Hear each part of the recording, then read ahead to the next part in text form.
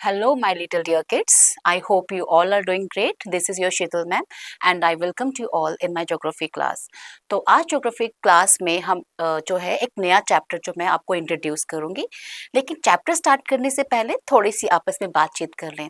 आप मुझे बताएं, जब आपके घर में आपके आपके फेवरेट चाचा या फेवरेट चाची या मासी, कोई भी रिलेटिव जो आपका बहुत फेवरेट है और बहुत दिनों के बाद आपके घर पे आता है, तो आप कितने एक्साइटेड होते हैं उनसे मिलने के लिए, है ना? और वो क्या करते हैं, क्या नहीं करते, वो सब आप जानना चाहते हैं। और जो काम उनको बहुत पसंद होता है, धीरे धीरे आप भी उसमें इंटरेस्ट लेने लगता है। तो इस चैप्टर में हम देखेंगे कैरेक्टर है रेणुका, जो बहुत प्यारी सी बच्ची है, बिल्कुल आपकी तरह, और वो बेसब्री से इंतजार कर रही है अपने अंकल का, जिनका नाम है श्रीकांत। और जो श्रीकांत अंकल है उसके, वो एक वाइल्ड लाइफ फोटोग्राफर है। ठीक है, वाइल्ड लाइफ फोटोग्राफर कौन हो गया? जो जंगल्स की पिक्चर लेना, वाइल्ड लाइफ की पिक्चर लेना, एनिमल्स की, बर्ड्स की पिक्चर्स को क्लिक करते हैं। तो जो रेणुका है, अपने अंकल के साथ रहते रहते उसको भी नेचर से बहुत जो है, she is very fascinating about nature. ठीक है, तो जो उसके अंकल है वो उसको बुक्स देते हैं, और नेचर तो धीरे धीरे जो है उसका जो प्यार है वो नेचर की तरफ बढ़ता जा रहा है। ठीक है, तो अब जो अंकल है उसको एक पिक्चर दिखाते हैं, जिसको वो बहुत प्यार से, बहुत कीन ऑब्जर्व करते हैं उस पिक्चर को, जिसमें वो देखते हैं कि डिफरेंट लोग जो है इसमें देखते हैं, देख रही है। ठीक है, different parts of the world से, कुछ जो है हॉट डेजर्ट से, कुछ हैं, कुछ फ्रोजन लैंड से है, और कुछ hot wet rain forest area से है। ठीक है, तो वो अंकल को कहती है, अपने अंकल को कहती है कि सब कितने डिफरेंट हैं एक दूसरे से। तो अंकल्स को कहते हैं, might be they are different from each other, but जो उनकी जो बेसिक नीड्स हैं, ठीक है, क्लोथ को लेके, खान पीन को लेके, कपड़ों को लेके, वो सब बेसिक नीड्स जो हैं वो सबकी सेम है। ठीक है, तो वो बताते हैं कि जो फॉरेस्ट में, जो जंगल में जो बच्चे रहते हैं, ठीक है, उन बच्चों को नेचर से बहुत प्यार होता है, क्योंकि वो अर्ली एज से ही उन जंगल में, ठीक है, रहना शुरू कर देते हैं। तो उनको उन जंगल से जो है वो उनकी केयर भी करते हैं, और उनसे बहुत प्यार, बहुत लगाव हो जाता है उन जंगल के साथ उनको। और जिस तरह से आप लोग अपने घरों में रहते हैं ना, लड़ाई झगड़े करते हैं अपने भाई बहनों के साथ, पढ़ते लिखते हैं इकट्ठे, ठीक है, डांस करते हैं, गाना गाते हैं, तो ये बच्चे भी सब वैसे ही करते हैं। ठीक है, लेकिन साथ साथ में ही हेल्प भी करते हैं अपने एल्डर्स को, ठीक है, जंगल से सामान लाने में, अपनी बेसिक नीड्स पूरी करने में, जो सामान, जो मटेरियल जो है वो जंगल से कलेक्ट करते हैं। ठीक है, तो हम इस चैप्टर में जो है यही पढ़ेंगे अबाउट इस चैप्टर में, और इसके आने वाले जो चैप्टर्स हैं, ठीक है, उन चैप्टर्स में हम पढ़ेंगे कि लाइफ ऑफ द पीपल। ठीक है, we will learn about the life of the people who living in the different regions of the world. ठीक है, तो हमारा जो फर्स्ट चैप्टर, मतलब जो ये चैप्टर है, वो है ह्यूमन इंट्रैक्शंस। क्या चैप्टर है आपका? Human interactions in tropical and सब ट्रॉपिकल इन्वायरमेंट। ठीक है, तो चैप्टर में हम क्या क्या पढ़ेंगे, इसमें दो केस स्टडीज हम देखेंगे। एक पढ़ेंगे हम life in the Amazon basin and life in the Ganga Brahmaputra basin. Life in the Amazon basin कहाँ पे? It is in south Africa. ठीक है, और लाइफ जो गंगा पुत्र की जो लाइफ है वो इंडिया में। ठीक है, तो पहले हम स्टार्ट करेंगे life in the Amazon basin. तो देखिए, before learning about the Amazon basin, it's the largest basin in the world. ठीक है, तो ये आप पहले मैप देखें। ठीक है, जो अमेजोन बेसिन है वो इक्वेटोरियल रीजन है, यानी वो इक्वेटर के पास है। तो हमने अपने पहले अर्लियर चैप्टर्स में पढ़ा था कि जो कंट्रीज जो हैं, जो एरियाज हैं, जो इक्वेटर के बिल्कुल पास होते हैं ना, तो वो कौन से रीजन्स होते हैं? Equatorial regions. तो अमेजोन बेसिन भी क्या है? एक इक्वेटोरियल रीजन है। The tropical region lies very close to the equator, ये इक्वेटर के बहुत पास है, 10 डिग्री नॉर्थ और 10 डिग्री साउथ। ठीक है, ट्रॉपिक आपने ये अर्लियर क्लास में, अपने अर्लियर चैप्टर में पढ़ा था। ट्रॉपिकल जो एरियाज जो हैं इक्वेटर के पास होते हैं, यानी ट्रॉपिक ऑफ कैंसर और ट्रॉपिक ऑफ कैप्रिकॉर्न, यानी 10 डिग्री साउथ की तरफ और 10 डिग्री नॉर्थ की तरफ। The tropical region lies very close to the equator between 10 degree north and 10 degree south, it is referred to as equatorial region। ठीक है, equator के पास है, इसलिए इसको क्या बोला जाता है? Equatorial regions. ठीक है, the river Amazon flows through the this region. Notice how it flows from the west mountain से, ये किसकी तरफ जाती है? Towards the east. ठीक है, अटलांटिक ओशन में, राइट। तो river Amazon flows through this region. Notice how it flows from the mountains to the west and reaches to the, यहाँ से फ्लो करती है वेस्ट साइड से, और ये रीच करती है टूवर्ड्स द अटलांटिक ओशन, जो ईस्ट साइड पे है। And the place where a river flows into another body of water is called the river mouth. और जब एक जो रिवर है, ठीक है, जब वो दूसरी रिवर से जाके मिलती है तो उसको हम क्या बोलते हैं? The place where a river flows into another body of water, ठीक है, उसको हम क्या बोलते हैं? Rivers mouth. क्या बोलते हैं? Rivers mouth. And numerous tributaries join the Amazon basin to form this basin, ठीक है। ट्रिब्यूटरीज क्या होगी कि जब छोटी छोटी नदियां, ठीक है, एक बड़ी नदी के साथ मिलती हैं, ठीक है, तो उसको हम क्या बोलते हैं? ट्रिब्यूटरीज, ठीक है। तो न्यूमरस ट्रिब्यूटरीज जो है वो अमेजोन रिवर के साथ मिलके अमेजोन बेसिन जो है वो बनाती हैं। And the river basin drains portion of Brazil. अब वो किसको ड्रेन कर रही है? वो कौन सा एरिया? ठीक है, ब्राजील का पार्ट है, ठीक है, पेरू है, पेरू है यहाँ पे, ब्राजील है, ठीक है, साउथ अमेरिका है, कोलंबिया है एंड वेनेजुएला का पार्ट, ठीक है। एंड यहाँ से अगर मैं आपसे पूछूं name the countries of the basin through which the equator pass, तो आप मुझे इसमें से बताइए ऐसी कंट्रीज के नाम जो यहाँ से इक्वेटर के थ्रू जो है वो के पास हैं, ठीक है। तो कौन कौन सी आपके आगे हैं? इक्वेडोर, कोलंबिया, वेनेजुएला है, ठीक है, ब्राजील है और बोलिविया, ठीक है। तो कौन कौन सी कंट्रीज है? Name the countries of the basin through which the equator passes. कौन सी कंट्री बेसिस जो है इक्वेटर पास हो रहा है? तो आप बता सकते हैं इजीली कौन से? कोलंबिया है, वेनेजुएला है, इक्वेडोर है, अमेजोन बेसिन है, ब्राजील है, बोलिविया है, ठीक है।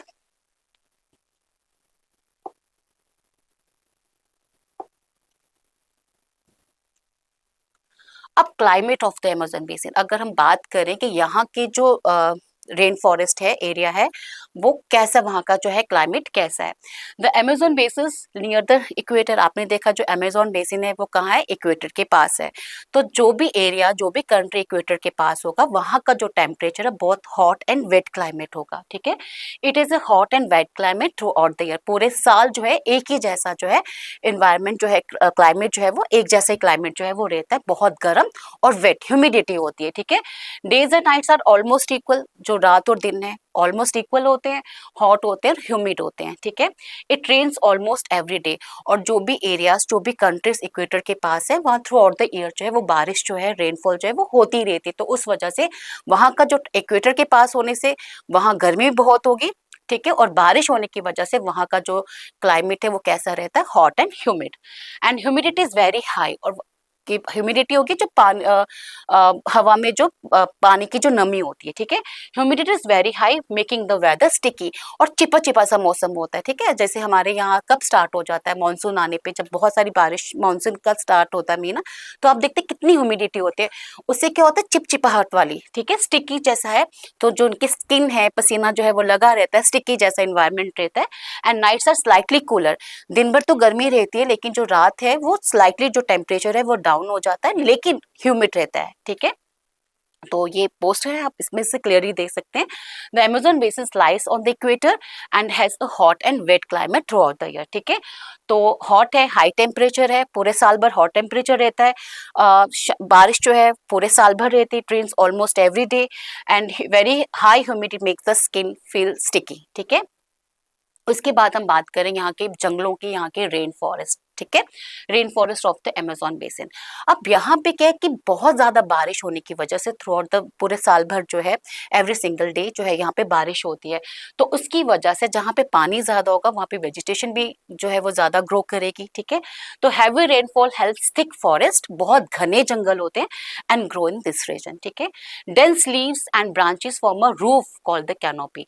डेंस लीव्स, बड़े बड़े, मतलब जब जो यहाँ के जो जंगल है ना, यहाँ पे टॉल ट्रीज होते हैं और ऊपर जाके ये जो ट्रीज हैं, इनकी जो लीव्स हैं वो एक कैनोपी बना देते हैं। मतलब जो सनलाइट है वो इजीली जो है वो ग्राउंड पे जो है वो नहीं पहुंच पाती है, ठीक है। बहुत घना जंगल, बड़े बड़े पेड़, बड़े बड़े लीव्स जो हैं, ठीक है, बड़ी बड़ी ब्रांचेस जो है वो सब कवर कर देते हैं, जैसे रूफ, एक छत होता है, ठीक है। तो सनलाइट जो है वो इजीली जो है वो पास नहीं होती है नीचे।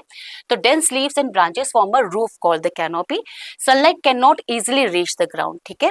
And the forest floor remains dark and damp. और जो ग्राउंड है वो गीला, डैम्प रहता है, और जो ग्राउंड है वो डार्क रहता है। क्यों? क्योंकि वहां पे जो सनलाइट है वो नहीं पहुंच पा रही है। Only shade loving plants can grow on the ground. Shade loving plants कौन से हो गए, जिनको जो वेल शेड में भी विदाउट सनलाइट भी जो है वो अच्छे से ग्रो कर लेते हैं, ठीक है।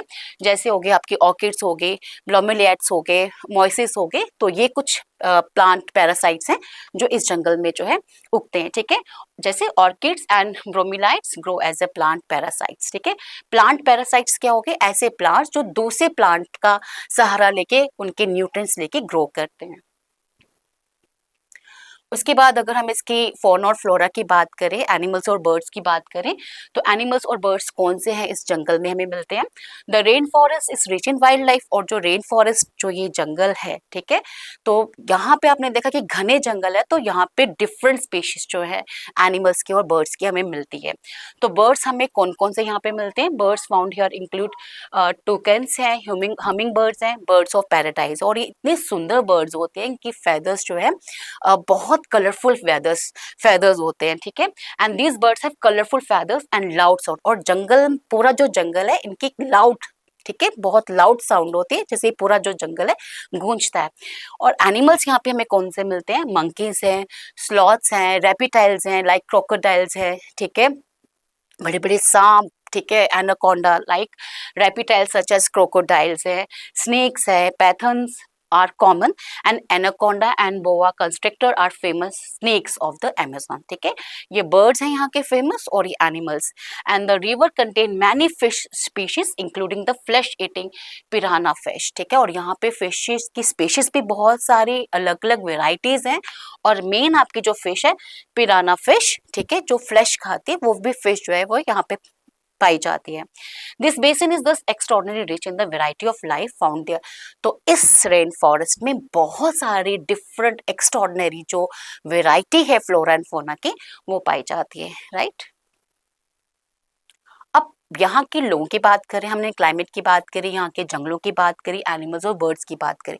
अब हम बात करें कि जो यहाँ के जो लोग हैं उनकी लाइफ जो है वो कैसे है, ठीक है। People of the rain forest of this Amazon basin, people grow food after cleaning small forest areas, और जो यहाँ पे जो लोग रहते हैं, ठीक है, अब यहाँ के जो आदमी हैं, जो मेल है, वो सब फिशिंग का काम करते हैं, हंटिंग का काम करती हैं, और जो वीमेन है, यहाँ की जो औरतें हैं, वो सब क्या काम करती हैं, फैमिलीज का लुक आफ्टर करना, ठीक है।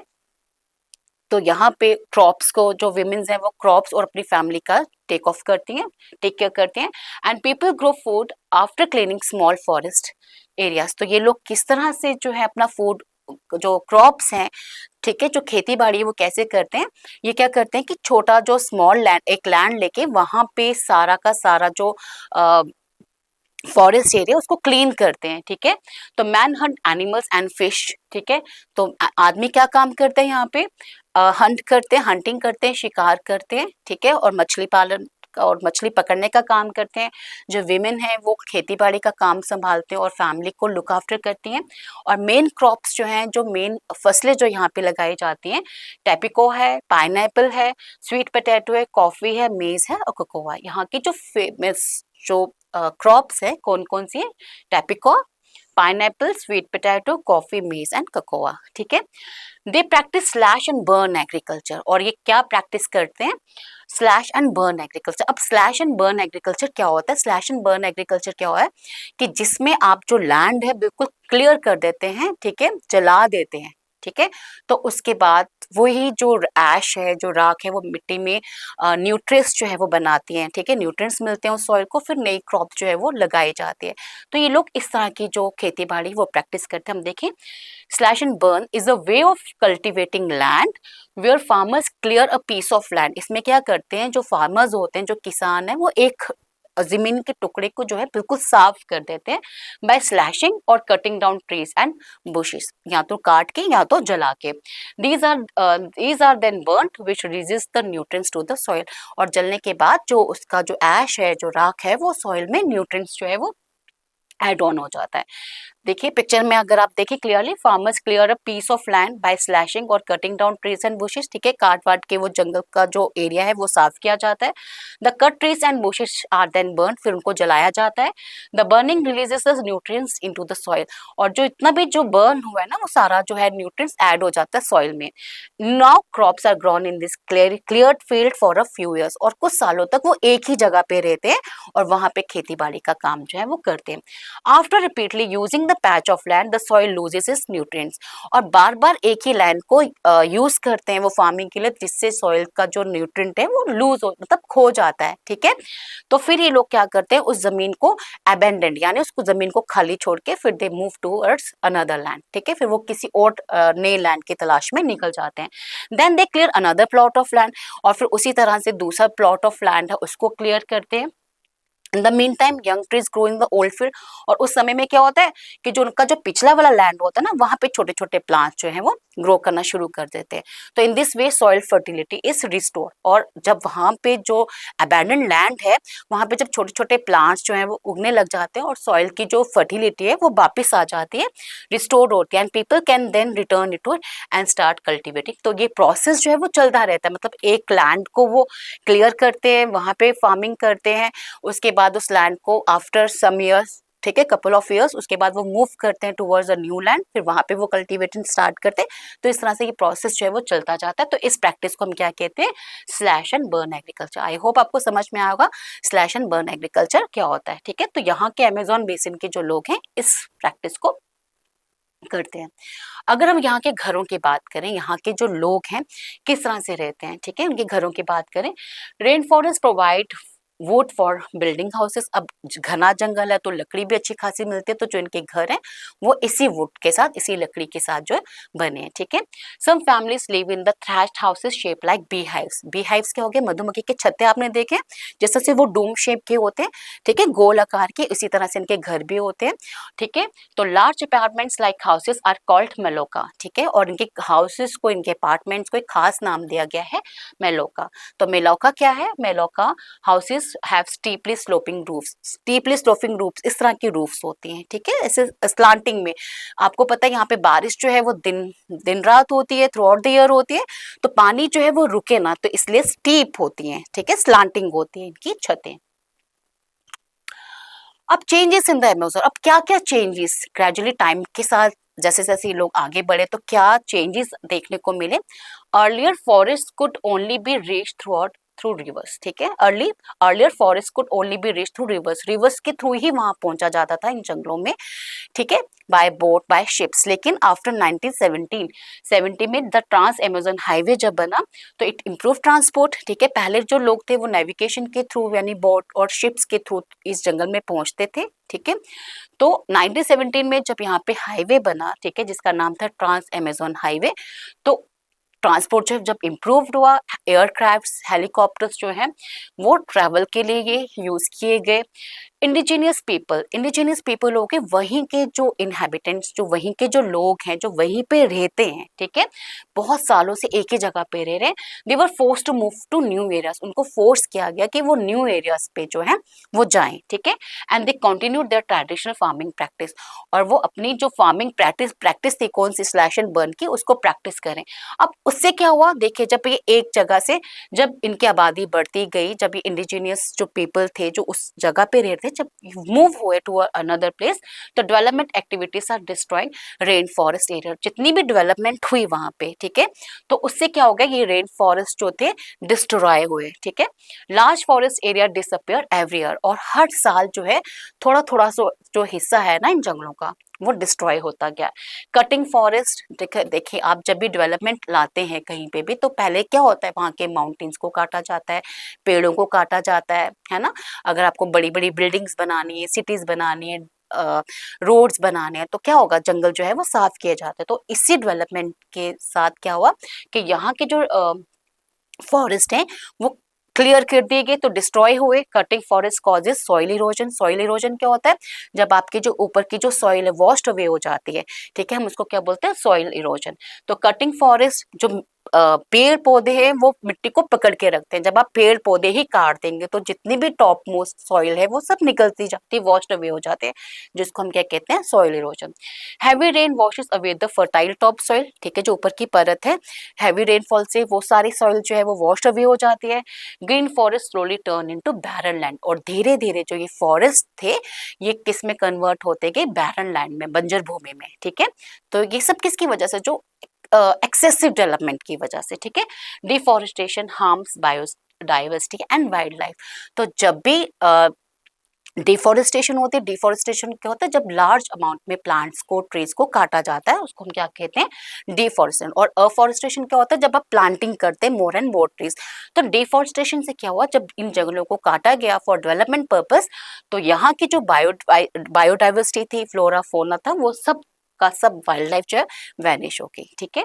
तो आप देखिए जैसे ये हरा भरा आप देखें जंगल, ठीक है, तो धीरे धीरे जैसे लोग जो है मूव करते गए, डेवलपमेंट की तरफ जाते गए, तो ये जंगल जो है धीरे धीरे किसका रूप ले रहे हैं, बंजर भूमि का, बैरन लैंड का, ठीक है। तो इस चैप्टर में हमने क्या देखा, हमने रेन फॉरेस्ट के बारे में पढ़ा, क्या है, thick forest grow in areas of heavy rainfall. Thick forest, घना जंगल जो है इन हैवी रेनफॉल एरियाज में होता है।